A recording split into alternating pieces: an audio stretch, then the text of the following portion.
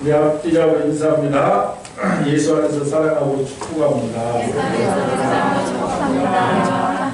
젊은 청년들이 사랑을 하면 얼마나 좋아하겠습니까? 오늘 우리가 합독하신 말씀을 가지고 주께서 나를 아신다라는 주제로 하나님의 말씀을 나누도록 하겠습니다. 주님은 모든 것을 감찰하고 계신다. 주님은 그러니까 우리가 아이를 둔 엄마는 끊임없이 아이를 돌보자 합니다. 그러나 24시간 내내 쉬지 않고 불꽃 같은 눈으로 아이를 돌봐도 때로는 아이들이 사고를 칩니다. 잘못되기도 하고 다치기도 하고. 그래서 그런 말이 있잖아요. 시어머니 시아버지가 아무리 아이를 돌봐도 며느리한테 혼나는 것은 아이들을 다치기 때문에. 근데 인간은 아무리 잘한다 해도 한계가 있다는 것입니다. 저도 늦게 그 주인이 하나 나가지고 한번 가서 딱 없어졌는데 아주 거절하고 식은땀이 뿜으면서 얘가 없어져 버렸어. 롯데가. 근데 그 순간만 머리가 쭉쭉 와 큰일 났다고. 야, 얼마나 불꽃 같은 눈으로 본다고 봤는데 순간에 없어져 버렸다. 그래서 막 이리 뛰고 저리 뛰고 했는데 나중에 나를 보고 조그마한 게 쫓아오더라고. 그래서 야, 세상에 이런 일도 있고. 그때 아이 잃은 그 심정을 체험을 했어요. 이렇게 놀라고 여기 식은땀이 바짝 나는데. 우리 인간은 이렇게 부족합니다. 그런데 이스라엘을 지키시는 이는 졸지도 아니시고 주무시지도 아니하신다. 시편 121편 4절의 말씀처럼 하나님은 한순간도 우리를 떠나지 않으시고 지키고 돌보고 계신다는 것입니다. 성경 속에 하나님께서 우리를 감찰하신다는 말은 수없이 되풀이되고 있습니다. 우리가 잘 알다시피 사라의 목중했던 하가 임신하고 까불다가 사람한테 혼나고 관야로 내쫓김을 당한다. 이제 죽었다. 그래서 이제 다시 돌아왔는데 다시 또 애기 낳고 이스마엘이 이삭 잘못 건드렸다가 또 쫓김을 당했죠. 이제 죽었다. 둘이서 목 놓아 울잖아. 목 놓아. 아브라함도 무심하시지. 벼도 하나 싸주고 물 한 그릇 주고 그냥 내보내버린다. 그래서 둘이 손잡고 이제 우리는 죽었다. 슬피 울 때 천사가 나타났어. 인도하잖아. 이때 하갈이 말이 여호와는 살피시는 하나님이시다. 우리가 정말 간절히 기도하고 고백할 때 주님께서 우리 살펴주신다는 것이죠. 또한 야곱이 자기 품삯을 10번이나 속인 내 삼촌에게 하나님이 내 고난과 내 수고를 보시고 이렇게 고백한다. 다윗이 그 아들 솔로몬에게 교훈할 때도 여호와께서 모든 것을 감찰하사 내 모든 의도를 아시오. 그래서 솔로몬이 아버지를 괴롭게 했던 자들을 다 수천을 하자. 바로 그런 장면도 나옵니다.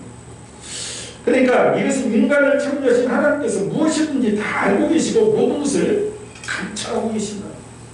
인간이 아무리 은밀한 비밀한 일을 가지고 있다 할지라도 불꽃 같은 눈으로 지켜보고 계시기 때문에 우리는 죽음으로 끝나는 것이 아니라 우리의 행위 때문에 나중에 하나님께서 보신다. 하나님께서는 인간의 모든 행위를 완전히 파악하고 돌보실 뿐만 아니라 인간의 생각과 내면을 분별하시고 통찰하고 계십니다. 우리 아버지 되신 하나님은 나의 모든 행동과 말과 묵상까지도 이미 알고 계신다는 거예요. 그래서 우리는 담대해야 되고 나를 둘러싸고 있는 원수들이 아무리 강해도 두려워할 필요가 없는 것입니다. 그래서 우리는 나의 도움이신 천지를 주신 여호와 하나님만을 절대적으로 의지하고 신뢰하는 믿음이 있어야 됩니다. 믿음. 그래서 오늘 1절에 보니까 나의 모든 행위를 아시는 하나님. 여호와여 주께서 나를 살펴보셨으므로 나를 아시나. 그러니까 나보다 나를 더 잘 아시나 하나님. 다윗은 먼저 하나님이 나를 살펴보시고 나를 아시며 내가 누구인데 어디에 있는데 상관없이 하나님은 나를 살피고 계신다. 내 왔다 갔다 하는 마음도 알고 계시고 하나님은 어디나 계신다. 흔히 말하는 무소부지하시고 무소불능하신 전능하신 하나님이란 말이 바로 여기에서 나오고 있습니다. 신학적으로 말하면 편재성, 하나님의 편재하심을 믿는 것은 바로 나의 모든 행위를 하시는 하나님의 고백을 우리가 하는 것이죠. 하나님이 나를 다, 하나님은 어디나 다 계신다. 하나님은 영이시고 모든 공간과 장소에 제한이 없으시기 때문에 어떤 공간에서도 하나님의 존재와 성품은 변함이 없으신 하나님. 그래서 하나님의 헤세드라고 요즘 많이 하죠. 하나님의 자비와 긍휼하심 때문에 우리가 오늘도 사는 것이고, 주홍같이 붉은 죄를 지을지라도 우리가 하나님 앞에 엎드려 자복하면 살 길이 열립니다. 살 길. 그래서 하나님의 편대성이란 특정 시간에, 우리 인간은 특정 시간에 특정 장소에만 머물 수 있지만 하나님께서는 항상 모든 공간과 시공을 초월해서 계신다. 그뿐 아니라 하나님께서는 어느 한 공간과 장소에 매이지도 않는데 그 이유는 바로 하나님은 무한하신 하나님입니다. 그래서 우리가 어느 곳에서 기도해도 하나님은 임재해 주신다는 것입니다. 계실 뿐만 아니라 계시는 것 자체가 충만이다 하신다는 거예요. 충만. 하나님은 자신이 어디에나 계시며 항상 하늘과 땅에 충만하다 말씀하십니다. 우리가 거룩한 주일에 드리는 예배 가운데 하나님의 충만한 임재를 경험하듯이 동시간대 다른 나라에서도 하나님의 충만한 임재를 체험하는 것입니다. 하나님은 모든 장소, 모든 예배자들에게 충만히 임재하고 계십니다. 하나님의 무한하심이 시간에 있어서 영원성을 말하였다면 공간에 있어서는 무한하심이 바로 편재성. 그러니까 다 어디나 계십니다. 골방에도 계시고 아프리카에도 계시고 이 순간 파키스탄에도 계시고. 그렇기 때문에 우리는 하나님을 경외하는 마음으로 언제 어디서든지 하나님의 함께하심을 믿으며 하나님을 찾아야 되는 것입니다. 그 확신이 바로 우리로 하나님을 경외하게 하고 그 두려운 하나님을 피하여 도망가거나 숨는 곳이 없음을 우리가 인정을 합니다. 자비로우신 하나님 앞에서 그래서 늘 회개하며 오직 그를 영원한 피난처로 삼고 사는 것이 우리 성도들의 인생인 것입니다. 그래서 우리가 늘 담대해야 되고 우리 아버지는 나의 연약함도 아신다는 것이죠. 부족함도 아십니다. 옛날 어느 수도 원장님은 수많은 제자들 가운데 좀 덜 떨어진 애를 너무 사랑하니까 많은 제자들이 늘 불평불만이 많은 거예요. 왜 편애하냐는 것이죠. 편애하는 증거가 무엇이냐. 우리가 공부도 더 잘하고 묵상도 더 잘하고 봉사도 잘하는데 왜 저 덜 떨어진 애를 사랑해요.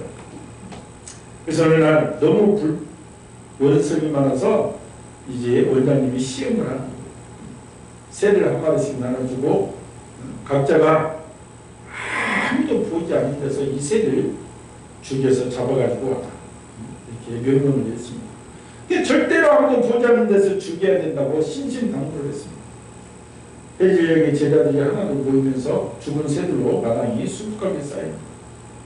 그런데 문제가 된 그 제자는 나타나지도 않아요.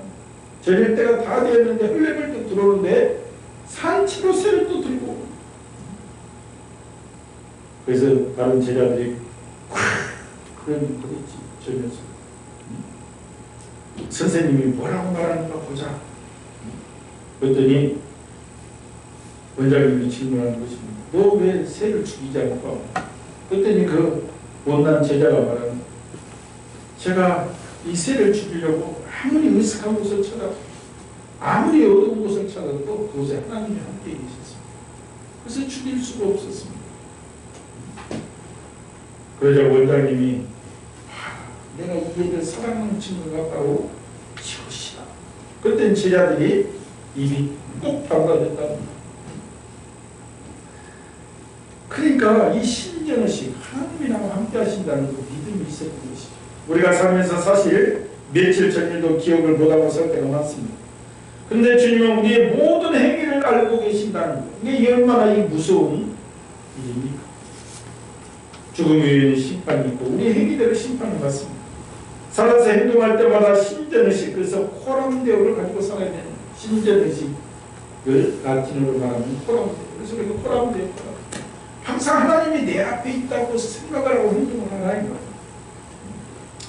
앞뒤에도 말한 서정진 회장 아버지가 사춘기로 민감할 때 아들에게 해준 말이, 네가 항상 무슨 일을 결정할 때는 하나님 앞에 서 있다고 생각하고 있죠. 거리낌이 없다면 무슨 일이 있느냐. 그 말을 좌우명으로 삼고 열심히 살았다 이 말이죠. 우리가 성경에 신전의식을 가지고 산 사람이 많이 있는데 그 중에 요셉도 있습니다. 요셉이 보디발의 아내에게 유혹을 받았을 때 그 자리에는 둘뿐이었잖아요. 그 여인과 자신 둘뿐이었습니다. 그러나 요셉은 유혹을 뿌리쳤습니다. 그리고 이렇게 말합니다. 그런즉 내가 어찌 이 큰 악을 행하여 하나님께 죄를 지으리까.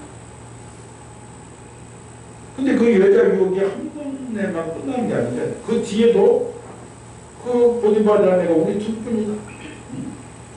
야, 짐도 좀 나가자. 막 조르자. 예교 있게 안 타게 그리고. 그러나 요셉은 그곳에 두 사람만 있다고 절대 생각하지 않았죠. 그곳에 하나님과 함께 계신다고 믿었습니다. 그래서 하나님 앞에 죄를 지을 수 없다. 그래서 하나님께서 야, 제가 큰 것이 인정하는 것이다. 하나님이 어디나 계신다는 사실을 믿고 고백하는 사람은 자신의 행동과 언어를 조심할 수밖에 없는 것이죠. 하나님이 함께 계십니다. 우리는 늘 나의 모든 행위를 감찰하시는 주님을 의식하며 살아갈 때 우리가 인생에서 승리할 수가 있는 것입니다. 실제로 주님은 모든 장소에 계시기 때문에 그렇습니다.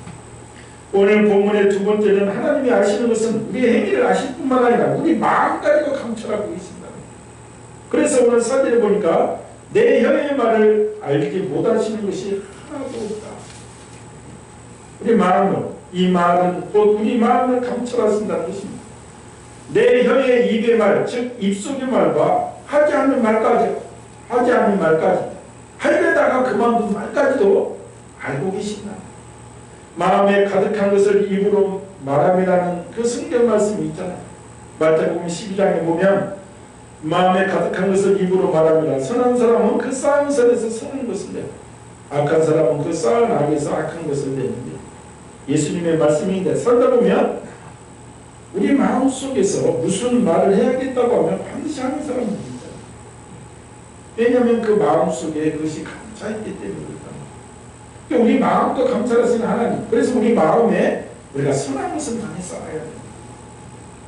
내 마음에 무엇으로 가득 채워져 있는지, 내 마음에 무엇으로 쌓고 있는지 사람이 듣고 보는 것으로 채워지게 되어 있습니다. 그리고 그 채운 것이 말로 나오게 됩니다. 내가 무엇을 담느냐에 따라 꺼내려는 것도 달라지는 거예요. 그러니 먼저 보고 듣는 것을 잘해야 됩니다. 우리가 목회자들 또 모이면 정말 성교나 하나님 나라 이런 얘기를 하는 사람도 있고 매일 이상한 얘기만 하고 트럼프 없고 이런 중심도 나가서 그 말을 들어보면 말을 들어보면 맨 가짜 유튜브나 보고 그런 얘기를 하는 사람도 있고 아주 문제다. 보통 문제가 아니다. 그래서 왜냐하면 우리가 정말 보고 듣는 것을 잘해야 된다. 세상에는 정말 우리가 알게 모르게 사단이 던져놓은 악한 것들이 너무나도 많기 때문에 그렇습니다. 그저 내 눈에 보기 좋고 내 귀에 듣기 좋다 하여 덥석 붙들고 그것에 마음을 빼앗기면 우리 인생이 힘들어지죠. 가장 요즘은 강력한 사단의 통로가 미디어잖아요. TV, 핸드폰 등을 통해서 우리 마음을 빼앗아요. 그 힘과 영향력은 우리가 생각하는 것보다 훨씬 크고 심각합니다. 어쩌면 우리가 잘 몰라서 그렇지 영적인 눈으로 제대로 본다면 이 세상은 온통 사단이 던져놓은 불화살로 가득 차야 합니다. 그래서 우리가 분별하며 살아가야 되는 것입니다. 그래서 물을 지킬 만한 중에 내 마음을 지키라. 생명의 근원이 예수입니다. 우리는 마음을 지키는 것은 우리 생명을 지키는 것이다. 어떤 더러운 것, 악한 것들이 들어오지 못하도록 내 마음을 잘 지켜야 되는 것입니다. 이유는 하나님이 주관하시도록 사단 마귀에게 내주어서는 안 되는 거예요. 미디어를 통해서도 온갖 것들이 들어오려고 머리를 내밀겠지만 내 마음 안에서 일어나는 촉춤보다 그것도 순간순간 얼마나 많이 일어납니다. 그래서 우리는 생명의 말씀으로 마음을 가득 채우고 기도할 때 주님께서 기뻐하시고 온갖 좋은 것들이 우리 마음속에서 끊임없이 솟아나야 됩니다. 하나님 말씀으로 채워야 이 시대에 분별의 영 임하고 지혜의 영 임하고 우리가 옳게 분별하고 살아갈 수가 있는 것입니다. 그래서 한 체르키 인디언 노인이 손자에게 교훈한 것 그러니까 예화집 보면 늘 나와 있잖아. 우리 노인이 손자에게 말하잖아. 우리 마음에는 두 마리 늑대가 싸우고 있다. 두 마리 늑대. 한 마리 늑대는 분노, 질투, 슬픔, 후회, 탐욕, 교만, 분개. 한 마리 늑대는 정말 희락, 평화, 평안, 선한 사랑. 늘 두 늑대가 싸웁니다. 그러니까 손자가 물어보는 거야. 할아버지. 그러면 어떤 늑대가 이기냐 이 말. 그러니까 그 노인이 말하기를 네가 먹이를 주는 놈이 이긴다. 내 마음이 무엇을 붙잡느냐에 따라서 그렇게 흘러가죠. 그래서 우리 마음을 감찰하시는 하나님께 우리 마음을 드리려면 우리가 선한 것으로 채워야 되고 우리가 하나님의 사랑함이 있어야 돼요. 하나님의 말씀으로 채우고 그래야 승리하는 것이 잘못 따라갔다가는 큰 화를 당하게 되는 것입니다.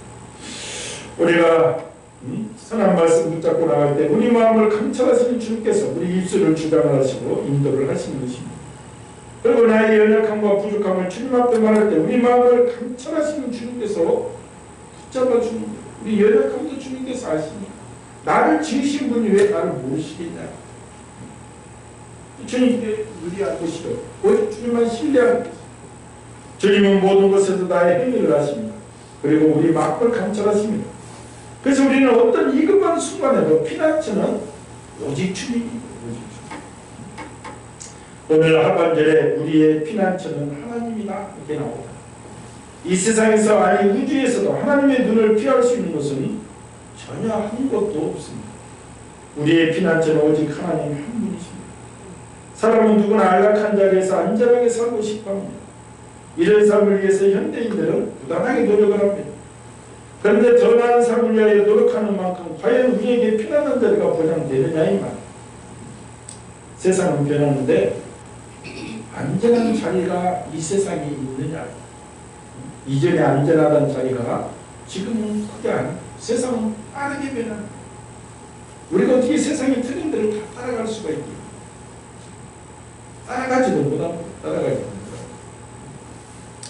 우리가 20세기의 군사 전문가들에 의하면 정말 철동 같은 영공 보안을 한 나라가 그때 소련, 러시아였다고. 이 레이더가 잘 개발되어 있고 미사일이 돼 있고 전투기나 전폭기. 그래서 이 소련 영공 엄청 크잖아요. 그때는 중앙아시아에 독립이 안 될 때니까. 어마어마한 땅덩어리를 철동같이 보호하는. 그때 80년대가 그런데 독일 측면이 경비행기를 타고 그냥 크렘린 궁합 안에 그냥 내려버렸잖아요. 내려버렸어. 그래서 세계가 발칵 뒤집혔어. 야, 이 영국망이 철통 같다든지 어찌 그냥 이 한층님이 비행기 타고 바로 크렘린 궁합, 그 대통령 궁합 때 착륙을 해도 까맣게 몰라버리잖아요. 그러니까 우리 인간이 아무리 해도 그걸 다 뚫잖아. 그래서 날아가는 놈이 붙어가는 놈이고 이런 건 인간의 한계가 다 있다. 철통같이 보완을 하고 해도 다 뚫어내잖아. 정말 이 사건은 제 기억 속에도 있는 사건입니다. 무엇을 말합니까? 이 세상에 주님의 인도함을 받은 피난처에 어떤 다른 안전한 곳은 없다는 거예요. 우리가 요한계시록에 보면 이제 12장에 이제 후 3년반이 되면 어떻게 돼요? 성도들이 두피처로 예비처로 가게 돼 있죠. 그러면 지금 우주, 이 지구를 보면 예를 들어서 적그리스도 체제가 되면 지금 인공위성이 떼고 피할 곳이 어디가 있어? 그런데 거기 어떻게 나와 있어? 주님의 근데 인도 보호하심 안에 독수리 날개를 로봇 하나님이 예비처가 있다. 그걸 요한계시록을 잘못 보면 신옥주는 피지라고 다 피지로 데리가 있고 또 그거는 뭐 아르헨티나로 데리가 있고 지금 이런 거 있잖아. 그러니까 우리가 영적으로도 이 말씀을 어떻게 잘 풀어야죠. 그러지 않으면 순간에 미혹의 영이 들어와 버리면 죽을 고생을 하고 있는 것이고 피지에 가서 우리가 이 세상에 사람들의 가장 가정의 제도에서 가정이라는 제도를 지금서 안전하게 자기들 양육하고 뭐 이렇게 해놨지만 지금 이 세상에 가정이 크게 지나 더 이상 이혼율을 보면 가정도 안전지대가. 그러니까 인간의 마음 둘이 막 가락지끼고 남산에 가면 막 열쇠 고리를 막 몇 개씩 걸면서 우리 막 변하지 말자고 막 열쇠를 막 잠그고 몇 개씩을 잠그지만 순간에 얼마나 열쇠들만 참 저는 가끔씩 보면 그거 쓸만한 거 하나 빼올까 이렇게 보지만 얼마나 열쇠들을 막 둘이서 막 그런데 이름도 좋았잖아요. 누구 우리 사랑해 끝까지 막 하지 마. 돌아보면 우리가 며칠도 안 가서 빠이빠이 사는 얼마나 막힙니다. 우리가 교회도 보면 그렇습니다. 한국 교회지만 신화를 이뤄내는 한국 교회입니다. 사람들에게 안전을 보장해준다고 교회도 선뜻 대답하기보다는 지금의 사태는 코로나19로 사람들이 교회 때문에 못 살겠다고 또 나옵니다. 그리고 철통 같은 신앙고화가 선포되는 교회 안에서도 마음이 안 맞으면 시기와 혼담으로 서로 마음을 쉽게 무너뜨리는 현상들이 얼마나 많이 나타나냐. 이것들이 우리 그리스도인들의 자화상이기 때문에 그렇습니다. 도대체 신앙의 힘이란 무엇인가? 그래서 다윗이 생각을 해요. 다윗이 인생의 산전수전을 다 겪어본 사람이 다윗이잖아. 세상에 왕이 총애도 받아봤고 왕의 사위도 되고 그러다가 장인한테 그냥 잡아 죽이지 않으려고 몇 년을 도망가요. 미친 척도 해봐야 돼. 또 편안한 왕의 자리까지 올라서 갔잖아. 응? 왕의 자리까지 올라서 욕 하나도 해고. 그런데 편안하다고 얘기할 때 진짜 편안했냐고. 마음속에 스물스물 올라오더니 한 여인을 강탈하고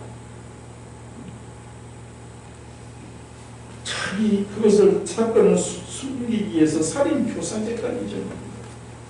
충성스러운 우리 아들은 그때도 뭐라고 해요? 나단 선지자를 통해서 지금 그때 와이프가 그때 7명인가 그러는데 그게 부족하다고 그러면 내가 더 줄 것인데 너 왜 이런 짓을 했냐. 하나님도 잡고 있잖아. 또 다윗이 그때 부인이 7명인가 몇 명인가 그러는데 그게 부족하다고 그러면 내가 더 줄 것인데 왜 이런 일을 저질렀냐. 그러니까 왕이라는 신분이 우리가 보기에는 얼마나 안전한데도 신령은 얼마나 불안한 존재인가를 깨닫는 것이 깨닫는. 죄에 대한 하나님의 채찍은 얼마나 힘들었습니까? 그러니까 그 채찍을 받으다 아들이 잡아 죽이겠다고 아버지를 쫓아오는데 세상에 지금도 제가 실제로 제가 그 이전에 만화고 신방 가서 봤어요. 딸한테 막 핍박받고 뜯는. 그러니까 이 세상에서 부모가 가장 슬픈 것은 자녀들한테 맞는, 지금도 자녀들한테 맞는 부모들이 꽤 있습니다. 맞았다고 얘기도 못하고 술 먹고 인기가 나서 그거 요즘 그냥 돈 다 빼가고 돈 다 하고 나면 아예 연락도 안 하고. 그러니까 정말 이 아들한테 쫓겨서 도망갈 때 다윗의 그 심정이 그것도 그냥 쫓아오는 게 아니에요. 잡아 죽이겠다고 쫓아오는 거예요. 아버지 잡아 죽이겠다.